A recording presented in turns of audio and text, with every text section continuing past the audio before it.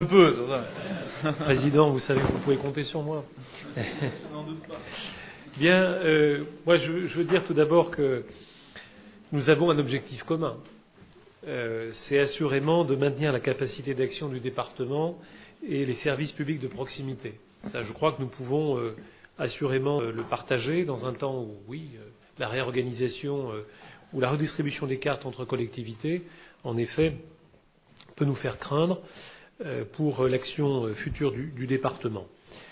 Objectif commun, j'en n'en dirai pas autant évidemment sur la question de la méthode et des moyens. Sur la question de la méthode, je ne sais pas où l'on se place, j'ai bien entendu les propos qui viennent d'être tenus, mais je ne sais pas où l'on se place dans le calendrier d'avancement, si ce n'est de nous dire que nous n'en sommes peut-être qu'au début, en tout cas je l'espère, parce que c'est la première fois en l'espace de 2 ans, au-delà du fait d'avoir évoqué la tenue d'un audit et la réalisation d'un audit, c'est la première fois en l'espace de 2 années qu'il y a une communication à l'Assemblée. Donc nous en prenons acte et je dois dire que la Commission sociale n'en a encore jamais été saisie pour ce qui est du champ social. C'est quand même un champ essentiel et même le plus important pour notre collectivité.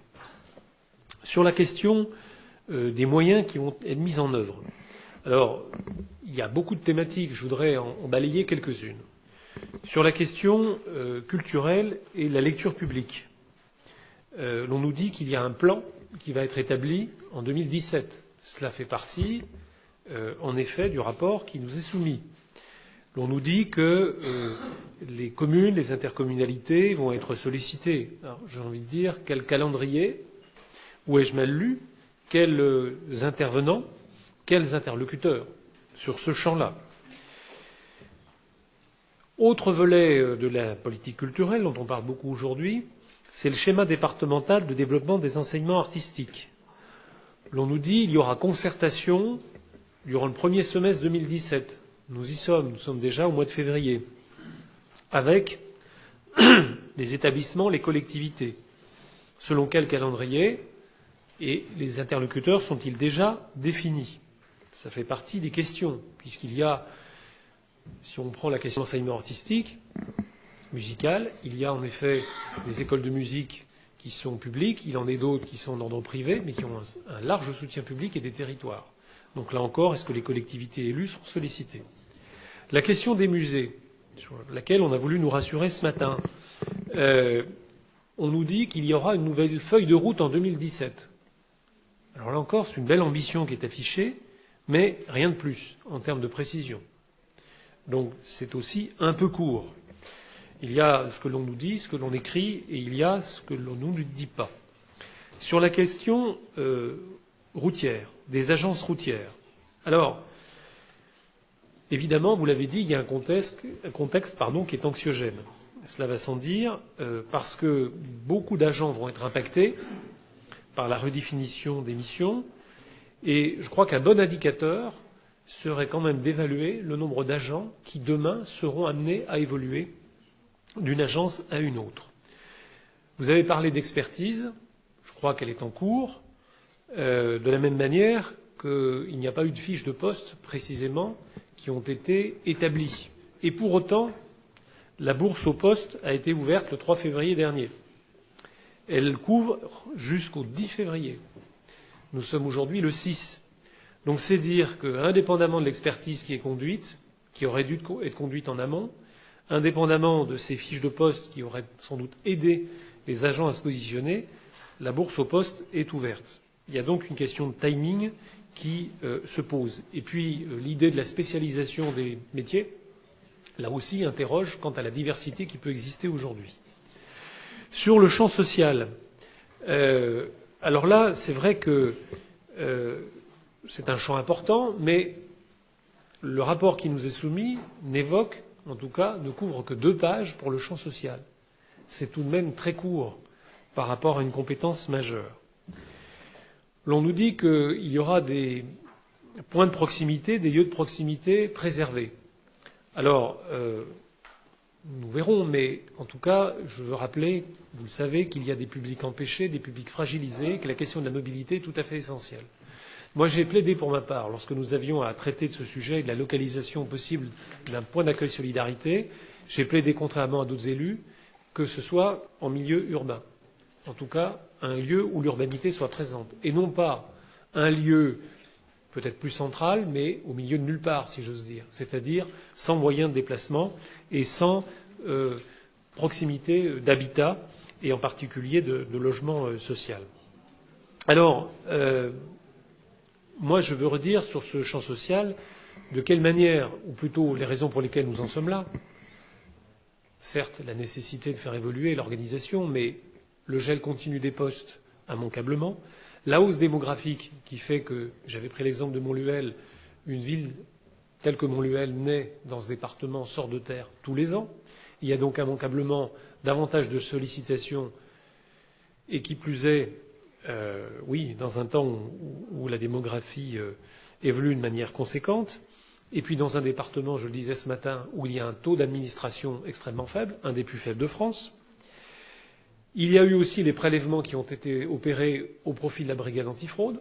Ce sont des agents qui ont été enlevés de leur métier d'origine. Et donc, moi, je demanderai à ce que les moyens, les gains obtenus puissent être réaffectés à des recrutements. Et puis quand même, il y a évidemment la question de cette carte qui a été diffusée aux agents, mais j'allais dire surtout à la presse, parce que vous venez de nous dire que c'est un outil de travail. Depuis quand est-ce que l'outil de travail est communiqué à la presse? Alors elle en est peut-être très heureuse, mais les élus ici n'ont à aucun moment donné été destinataires d'une carte. D'ailleurs, elle ne nous est plus proposée aujourd'hui. Donc je crois que là, il y a eu vraiment précipitation, ce qui a pu jeter le trouble. Alors, je le dis parce qu'il semble que nous soyons dans une journée de la repentance. Vous comme moi qui suivez les conférences de presse de fin de journée, il semble que ce soit le jour de la repentance et des excuses. Alors je ne sais pas si vous avez, Monsieur le Président, des regrets à émettre, mais en tout cas, j'ai quand même le sentiment que sur cette affaire, les choses sont allées un peu vite en besogne. Nous ont, oui, c'est vrai, en tant qu'élus, tout de même un peu frustrés de voir que les choses étaient diffusées, communiquées, alors que l'on nous dit que ce sont des outils de travail. Et puis moi, je veux redire de quelle manière je suis prêt au dialogue. Je l'ai dit à ma collègue vice-présidente en charge de ce sujet, pour le champ social, là où il y a aujourd'hui un point d'accueil solidarité.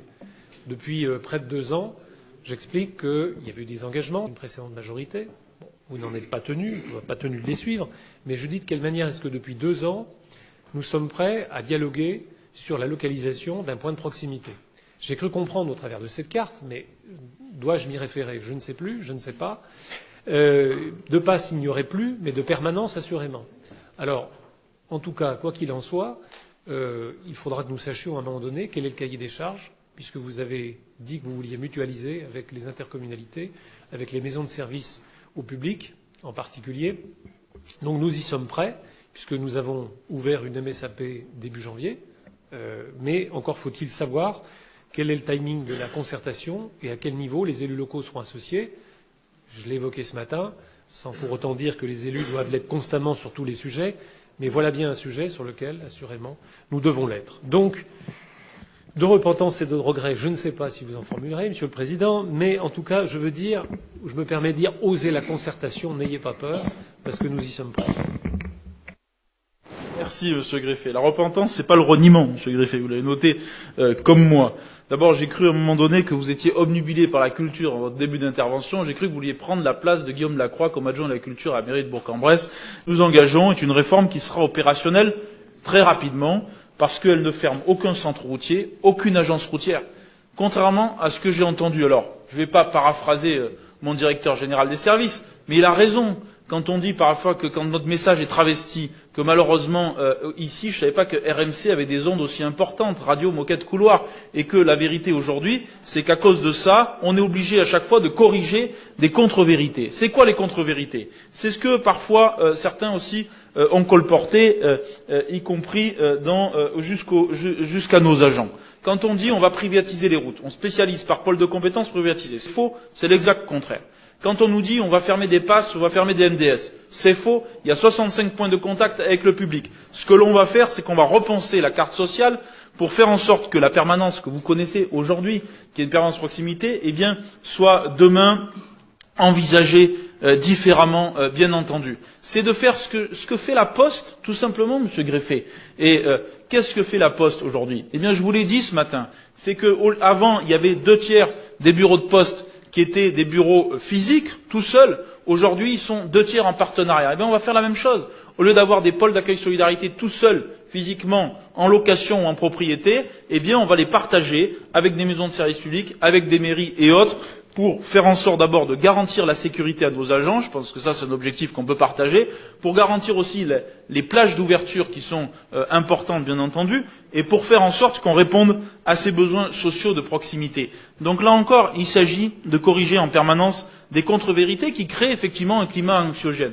J'ai envie de dire, vous m'aviez dit tout à l'heure, oser le dialogue, je crois, et la concertation. J'ai envie de vous dire, osez le changement, Monsieur Greffet. Osez le changement, n'ayez pas peur. Le statu quo, c'est pas toujours quelque chose qui valorise. Et le statu quo, c'est le changement qui nous permet, c'est la conduite au changement qui nous permet justement, d'engager le département sur la voie de la modernisation et de la réforme. Je veux dire encore un mot sur la question, vous avez dit, du social, sur la question de la culture également. Il y a une feuille de route effectivement qui est prévue pour les musées, mais je laisserai Caroline compléter sur 2017, bien entendu. Mais en ce qui concerne les autres sujets, je vous l'ai dit encore une fois, prenez-le. Le RIFSEP, nous sommes prêts. Les routes, nous sommes prêts. Il y a le social, où là, nous sommes, comme l'a dit Muriel à juste titre, en phase d'ouverture de discussion pour faire en sorte que ce chantier, il se déroule sur l'ensemble du mandat. Je le redis, c'est un chantier de long terme qui se déroule sur l'ensemble du mandat et sur lequel nous aurons le temps, encore une fois, d'approfondir, et je parle sous le contrôle de Valérie. Moi, je souhaite que la Commission des affaires sociales se saisisse de ce sujet, et vous puissiez aussi, bien entendu, en débattre en tant que tel. Ça me paraît effectivement très important. Enfin, quant à votre reproche sur le fait qu'on communique avec la presse ou que des outils de travail soient transmis ou communiqués à la presse, écoutez, Monsieur Greffet, puisque vous me parlez du niveau national, je pense franchement qu'actuellement, malheureusement, même le secret professionnel, même le secret des sources, tout est communiqué à la presse, vous le savez comme moi, et malheureusement, beaucoup de vos amis participent à ce moment-là, et c'est malheureusement aussi parfois bien regrettable. Mais là, il s'agit simplement d'une transparence, et nous n'avons rien à cacher, encore une fois. Absolument rien à cacher, ni aux syndicats, ni à l'opposition, ni à nos agents, ni à la presse. Nous n'avons rien à cacher sur ce sujet-là, parce que notre réforme, je le redis, elle n'est ni injuste, ni brutale. Elle est équilibrée et audacieuse. Elle est équilibrée et audacieuse parce que c'est la seule qui permettra de maintenir ce lien de proximité au moment où tout le monde est parti, où la CAF, où la CARSAT, où tous nos partenaires sociaux sont partis. J'entends bien tous ceux qui nous donnent des leçons. Mais je dis aujourd'hui que le département, c'est le dernier lieu de proximité sociale, bien souvent. Et je vous rejoins sur un point, sur la question effectivement de l'urbanité et la question effectivement de réfléchir sur des pôles d'accueil solidarité qui sont en lien effectivement avec une certaine urbanité. Je pense que effectivement c'est une remarque de bon sens et sur laquelle nous y travaillons bien entendu. Voilà, donc je crois qu'aujourd'hui avec cet audit, d'abord vous avez vu que en introduction, je crois que c'est Elisabeth qui a présenté les conclusions de l'audit.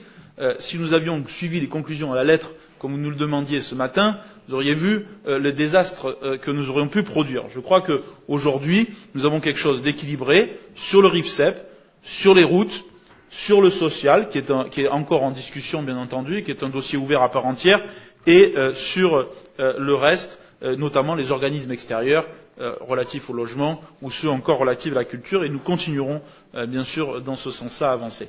Je donne la parole à Daniel, ensuite Caroline et Muriel.